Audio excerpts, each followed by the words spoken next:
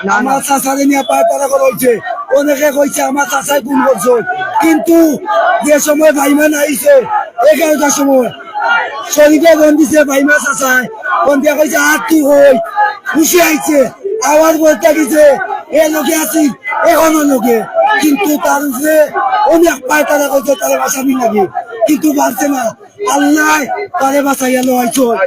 এখন লাশের পোস্টমর্টম করো তখন বুঝা এই বলছিল যে ডক্টর এখানে ওই মেয়েটাকে এই গুফরে রাখছে, গুফরের এবং চেনার গন্ধ করতেছে করে। তখন আমরা এইখানে ঢুকার পরে দেখি যে ওর বাই পাশ প্রথম দিন বলছিল যে এখানে কোনো তাদের নাই, গোয়ালঘর নাই, গুফর নাই।